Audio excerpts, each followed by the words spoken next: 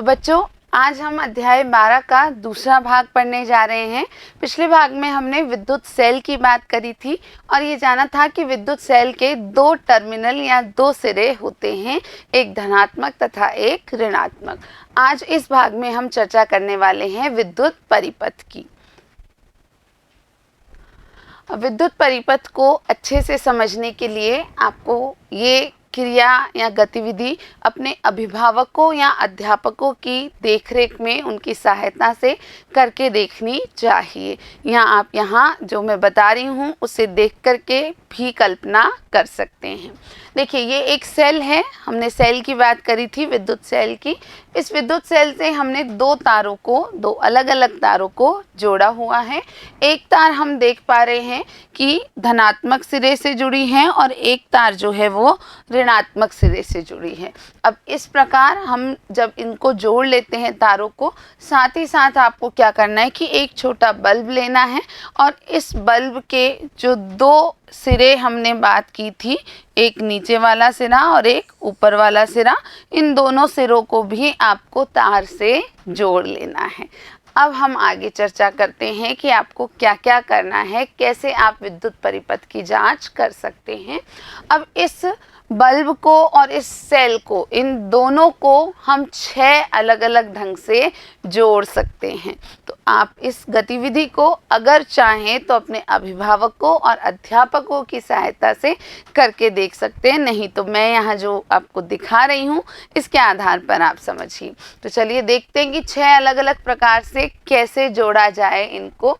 तो यहाँ आप देख पा रहे हैं, हम बात करते हैं एक एक की, कि एक स्थिति में यहाँ ये तार जो सेल में जुड़ा हुआ है उस तार को जोड़ दिया गया है बल्ब वाले तार से ए स्थिति में, और जो दूसरा तार था जो नकारात्मक या ऋणात्मक सिरे पर था उसको भी बल्ब के नीचे वाले सिरे से जोड़ दिया गया है। और यहाँ आप देख पा रहे हैं कि बल्ब दीप्तमान स्थिति में दिखाया गया है। तो ये जो ए वाली स्थिति है, यहाँ आप देख रहे हैं कि बल्ब यहाँ पर दीप्तमान है। यहाँ हम बल्ब को दीप्तमान देख पा रहे हैं। वहीं अगर हम बात करते हैं दूसरी जो बी स्थिति है वहाँ पर, तो आप बच्चों देख पा रहे हैं कि एक सिरे को तो जोड़ा गया है, ऊपर वाले सिरे को टॉर्च और बल्ब को आपस में जोड़ा गया है, लेकिन नीचे वाले सिरे पर ये साथ में नहीं जोड़े गए हैं और इस स्थिति में बल्ब दीप्तमान नहीं होता है, यानी बल्ब नहीं जलता है। सी स्थिति देखते हैं हम। सी स्थिति में नीचे वाले सिरे को, बल्ब को और विद्युत सेल को जोड़ा गया है, लेकिन ऊपरी सिरे से इसको नहीं जोड़ा गया है। आगे देखते हैं बच्चों, डी वाली जो स्थिति है इसको समझते हैं। तो इस स्थिति में आप देख रहे हैं कि विद्युत बल्ब के दोनों सिरों को ही विद्युत सेल के नीचे वाले छोर पर, नीचे वाले टर्मिनल पर जोड़ दिया गया है और ऊपर की तरफ कुछ भी नहीं जोड़ा गया है। और इस स्थिति में भी बल्ब दीप्तमान नहीं है और यहाँ यानी डी स्थिति में भी बल्ब दीप्तमान नहीं है।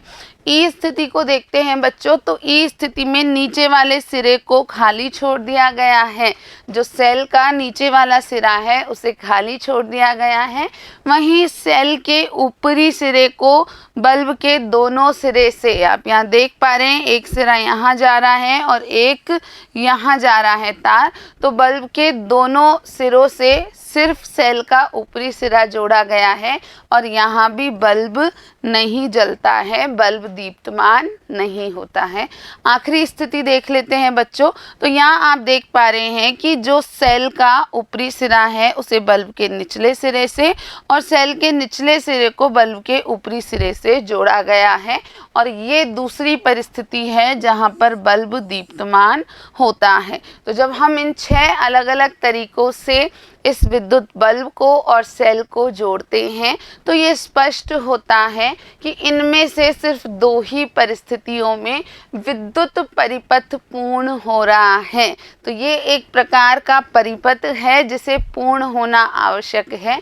यदि ये परिपथ, ये पूरा रास्ता पूर्ण नहीं होता है, कहीं से भी बीच में यदि छूट जाता है, तो उस स्थिति में विद्युत का प्रवाह होना संभव नहीं होता है। तो ये समझ लिया है आपने अच्छे से बच्चों। इसके बाद हम आगे चलते हैं। अब हम बात करते हैं कि इस क्रियाकलाप में जो कुछ हमने किया, यहाँ आपने विद्युत सेल के एक टर्मिनल को, विद्युत सेल का आपने एक टर्मिनल लिया, उस टर्मिनल को तार द्वारा बल्ब से हुए विद्युत सेल के दूसरे टर्मिनल से जोड़ा है। बिल्कुल यही किया गया उस क्रियाकलाप में। और चित्र ए तथा एफ हमने वापस देख लेते हैं इसको। चित्र ए तथा एफ, ए वाली स्थिति जहाँ पर यह परिपथ पूर्ण हो रहा है, कहीं से भी बीच में छूटा हुआ नहीं है, जो विद्युत सेल है उसके दोनों सिरे बल्ब के दोनों सिरों से जुड़े हुए हैं। और एफ वाली स्थिति में भी ऐसा ही है कि विद्युत सेल के दोनों सिरे जो हैं वो बल्ब के दोनों सिरों से जुड़े हुए हैं। तो ए तथा एफ वाली व्यवस्थाओं में विद्युत सेल के दो टर्मिनल बल्ब के दो टर्मिनलों से जोड़े गए हैं। इस प्रकार की व्यवस्था ही किसका उदाहरण है? विद्युत परिपथ का उदाहरण है। अब विद्युत परिपथ के उदाहरण को आपने देखा है, इसी को हम थोड़ी सी और चर्चा करते हैं।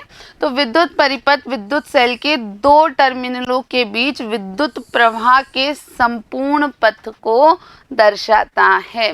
बल्ब केवल तभी दीप्त होता है जब परिपथ में विद्युत धारा प्रवाहित होती है। अब यहाँ आप देख पा रहे हैं बच्चों, इस चित्र में आप वापस देख सकते हैं कि एक स्थान से दूसरे स्थान तक विद्युत धारा का संपूर्ण प्रवाह हो पाता है जब विद्युत परिपथ पूर्ण होता है। तो किसी विद्युत परिपथ में चित्र में दर्शाए अनुसार विद्युत धारा की दिशा विद्युत सेल के, जो विद्युत सेल का सकारात्मक वाला धनात्मक वाला सिरा है, वहाँ से लेके विद्युत सेल के दूसरे सिरे तक, यानी कि ऋणात्मक वाले सिरे तक, ये सकारात्मक है और ये ऋणात्मक है, या धनात्मक और ऋणात्मक है।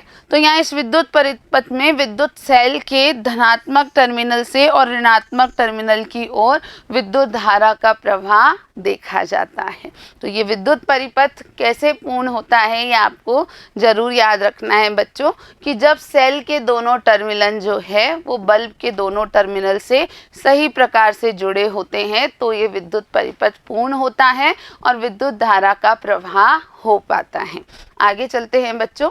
इस चर्चा के बाद हम इसी को आगे बढ़ाते हैं थोड़ा सा, कि जब बल्ब के टर्मिनलों को तार के द्वारा विद्युत सेल के टर्मिनलों के तार से जोड़ा जाता है, जब इस प्रकार की स्थिति की जाती है तो बल्ब के तंतु से होकर विद्युत धारा प्रवाहित होती है। जो विद्युत धारा का प्रवाह सेल से बल्ब की ओर हुआ, वहाँ पर अंततः वो विद्युत धारा प्रवाहित होते हुए बल्ब के तंतु को दीप्तमान करती है और यह इस प्रकार बल्ब को दीप्तमान करती है।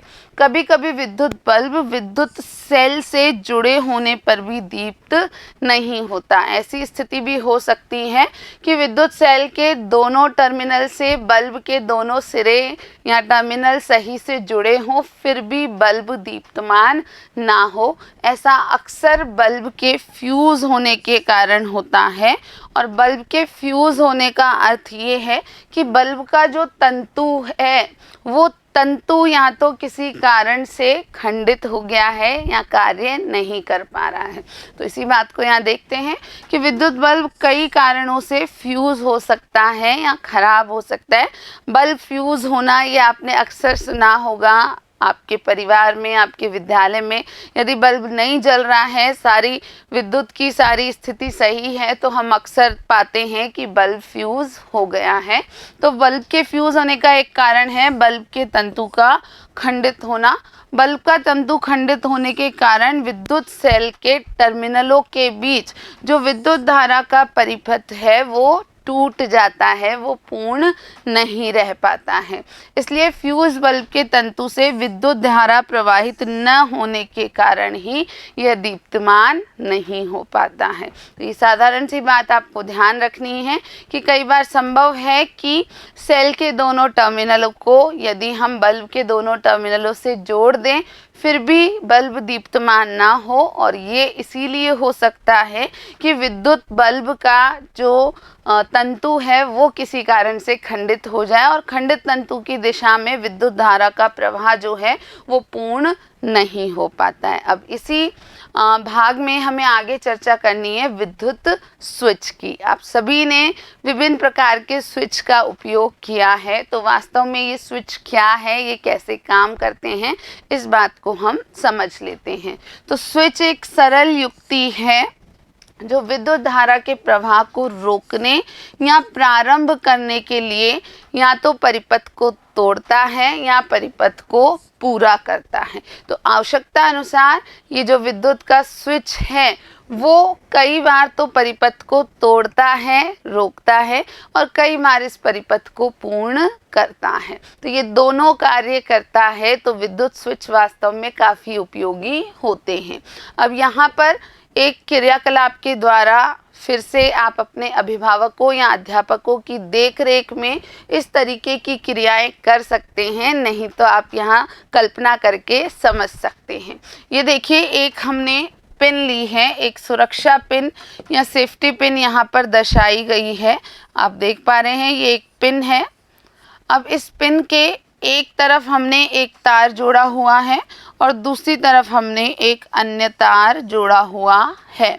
अब यदि यहाँ हम सेल का उपयोग करते हैं, यहाँ दूसरे चित्र में आप देखिए कि जो आपका विद्युत सेल है उसका आप उपयोग कर रहे हैं, और जो आपका बल्ब था, जो हम अभी क्रियाकलाप करके आए हैं कि सेल के टर्मिनल को बल्ब के टर्मिनल से जोड़ा गया है, और इधर जो दूसरा टर्मिनल है वो किसके द्वारा जुड़ रहा है, इस सुरक्षा पिन के द्वारा जुड़ रहा है। अब ये सुरक्षा पिन यहाँ किसका कार्य कर रही है ये आपको देखना है। तो बच्चों, यहाँ ये स्पष्ट है कि सुरक्षा पिन को जब आप इधर जोड़ते हैं, यहाँ छूते हैं, तब तो ये बल्ब जल जाता है, और जैसे ही आप इस सुरक्षा पिन को हटा लेते हैं तो विद्युत परिपथ पुनः टूट जाता है, रुक जाता है, और फिर ये बल्ब बुझ जाता है या नहीं जलता है। तो यही कार्य वास्तव में स्विच करता है। यहाँ ये जो सेफ्टी पिन से हमने बनाया है, सुरक्षा पिन से जो तैयार किया है, ये एक प्रकार का स्विच है जिसको कि हम आवश्यकता अनुसार उपयोग कर सकते हैं। जब हमें बल्ब को जलाना होता है, हमें आवश्यकता होती है, तो हम उसे ऑन कर देते हैं, चालू कर देते हैं, और जब हमें बल्ब की आवश्यकता नहीं होती है तो हम उसे बंद कर देते हैं या ऑफ कर देते हैं। तो घरों में स्विच का उपयोग बल्ब को दीप्तिमान करने तथा अन्य युक्तियों को चलाने के लिए करते हैं। आप सभी ने घर में स्विचेस देखे हैं, पंखे को चलाने के लिए, ट्यूबलाइट को चलाने के लिए, या बल्ब को चलाने के लिए, या घर में आपने अपनी मम्मी को देखा होगा मिक्सी को चलाने के लिए, या अन्य किसी भी विद्युत उपकरण को चलाने के लिए हम स्विच का इस्तेमाल करते हैं, और जब उसका कार्य पूर्ण हो जाता है तो हम उस स्विच को पुनः बंद कर देते हैं ताकि विद्युत का प्रवाह उस उपकरण में और ना हो पाए। इसके बाद बच्चों, इसी को हम आगे बात करेंगे विद्युत चालक और विद्युत रोधक के रूप में, यानी इसी भाग में हमें समझना है कि विद्युत चालक और विद्युत रोधक क्या होते हैं। तो बच्चों, यहाँ अब आपको एक और गतिविधि को समझना है, एक और क्रिया को समझना है कि जो हमारा विद्युत सेल और विद्युत बल्ब का परिपथ है उसमें हम इस स्थान को यदि खाली छोड़ते हैं, यदि हम इन दो तारों के सिरों को खाली छोड़ते हैं और बीच में हम अलग अलग प्रकार की वस्तुएं रखकर देखते हैं कि बल्ब दीप्तिमान होता है या नहीं होता है, तो हम जांच करने के लिए क्या क्या पदार्थ उपयोग कर सकते हैं। तो कई सारे पदार्थों का उपयोग आप कर सकते हैं, जैसे सिक्के, कॉर्क, रबर, कांच, चाबियां, पिन, प्लास्टिक का स्केल, लकड़ी का गुटका, एल्युमिनियम की पत्ती, मोमबत्ती, सिलाई मशीन की सुई, थर्मोकोल, कागज आदि आपको एकत्रित करने हैं इस गतिविधि के लिए, और फिर आपको एक एक वस्तु को यहाँ रख के देखना है कि क्या विद्युत बल्ब दीप्तमान होता है या नहीं होता है। जैसे यहाँ आप देख सकते हैं कि एक चाबी को यहाँ रखा गया है इस विद्युत परिपथ को पूर्ण करने के लिए, और आप देख पा रहे हैं कि चाबी रखने पर जो विद्युत बल्ब है वो दीप्तमान हो पा रहा है, ये जल जा रहा है। जबकि कुछ चीज़ें, जैसे जब आप यहाँ रबड़ का टुकड़ा रखेंगे, जब आप यहाँ मोमबत्ती रखेंगे, जब आप यहाँ थर्मोकोल या कागज रखेंगे, तो ये जो बल्ब है ये इस प्रकार नहीं जलेगा। तो ये गतिविधि आप अवश्य करें, लेकिन आप अपने अभिभावकों और अध्यापकों की नज़र में ही इसको करें। तो बच्चों, अब हम इस गतिविधि से क्या समझते हैं कि जब चालक परिक्षेत्र के तारों के स्वतंत्र सिरों को प्रत्येक नमूने से आप बारी बारी से स्पर्श करेंगे, तो आप क्या पाएंगे? आप यह पाएंगे कि कुछ पदार्थों से तार के स्वतंत्र सिरे लगाने पर बल्ब दीप्तमान नहीं होगा। तो जहां विद्युत परिपथ पूर्ण करने के लिए हम अलग अलग वस्तुओं को, अलग अलग नमूनों को इस्तेमाल करके देखेंगे, तो कुछ वस्तुओं की उपस्थिति में बल्ब दीप्तमान नहीं होता है। इसका अर्थ ये है कि ये पदार्थ विद्युत धारा को अपने अंदर से प्रवाहित नहीं होने देते हैं, और ऐसे पदार्थों को ही वास्तव में विद्युत रोधी पदार्थ कहा जाता है। इसके विपरीत बल्ब के जलने से, यदि किसी पदार्थ को आपने परिपथ को पूर्ण करने के लिए रखा और बल्ब जल रहा है, बल्ब दीप्तमान हो रहा है, तो यह स्पष्ट है कि कुछ पदार्थ अपने अंदर विद्युत धारा का प्रवाह होने देते हैं। तो ऐसे पदार्थों को हम विद्युत चालक कहते हैं। तो ये विद्युत रोधक और विद्युत चालक की जो बात है, ये आपको बहुत अच्छे से समझनी है। तो जो पदार्थ विद्युत धारा का प्रवाह होने देते हैं वे विद्युत चालक हैं। वहीं कुछ विद्युत रोधक होते हैं जो अपने अंदर से विद्युत धारा को प्रवाहित नहीं होने देते हैं। विद्युत चालक और विद्युत रोधक हमारे लिए समान रूप से महत्वपूर्ण होते हैं। दोनों ही आपके लिए उपयोगी हैं। हम सभी इन दोनों प्रकार के पदार्थों का उपयोग विभिन्न रूपों में करते हैं। जैसे स्विच, विद्युत प्लग, सॉकेट सुचालक या विद्युत चालक पदार्थों से बनाए जाते हैं। तो स्विच का आंतरिक हिस्सा जो होता है, बाहरी हिस्सा जिसे हम छूते हैं वो नहीं, लेकिन स्विच का जो आंतरिक हिस्सा होता है, विद्युत प्लग का जो आंतरिक हिस्सा होता है, सॉकेट का जो आंतरिक हिस्सा होता है, ये सभी विद्युत चालक या सुचालकों से बनाए जाते हैं। वहीं विद्युत तार, प्लग के ऊपर के भाग, स्विच और विद्युत उपकरणों के अन्य भाग जिन्हें लोग स्पर्श कर सकते हैं, इनको बनाने के लिए रबर तथा प्लास्टिक का उपयोग, यानी कि ऐसे पदार्थ जो विद्युत रोधी होते हैं, उनका उपयोग किया जाता है। तो आपको ध्यान रखना है बच्चों कि अधिकतर धातुएं जो होती हैं वो विद्युत चालक होती हैं, जबकि रबर, प्लास्टिक, कागज, थर्माकोल, ये सारी वस्तुएं विद्युत रोधी होती है। और सामान्यतः रबर और प्लास्टिक का उपयोग विद्युत रोधी के रूप में काफ़ी अधिक किया जाता है। तो जब आप ऊपर से किसी स्विच को ऑन करते हैं, तो उस स्विच को, जिस हिस्से को आप छूते हैं, वो सामान्यतः प्लास्टिक का बना होता है। आप किसी के भी प्लग को ऊपर से जहाँ से छूते हैं, वो प्लग भी प्लास्टिक का बना होता है, क्योंकि प्लास्टिक एक विद्युत रोधी सामग्री होती है। वहीं जो आंतरिक हिस्से हैं, जैसे प्लग का आंतरिक हिस्सा जो है, वो जब आप देखेंगे तो आप देखेंगे वो विद्युत चालक पदार्थ का बना होता है। तो आपका ये अध्याय, 12वां अध्याय, जो विद्युत के संदर्भ में था, विद्युत तथा विद्युत परिपथ की चर्चा यहाँ हमने की, और यहाँ ये अध्याय समाप्त होता है। हमने विद्युत सेल के बारे में जाना, विद्युत परिपथ कैसे पूर्ण होता है इसके बारे में जाना, विद्युत स्विच का क्या उपयोग है इसकी चर्चा की, और इसके अलावा हमने ये जाना कि कुछ पदार्थ विद्युत के चालक या सुचालक होते हैं, जबकि कुछ अन्य पदार्थों को विद्युत रोधी पदार्थ कहा जाता है। इससे अगले भाग में बच्चों हम इस अध्याय के अभ्यास प्रश्नों को हल करेंगे। आज के लिए इतना ही, मिलते हैं अगले भाग में। वीडियो देखने के लिए आप सभी का बहुत बहुत धन्यवाद।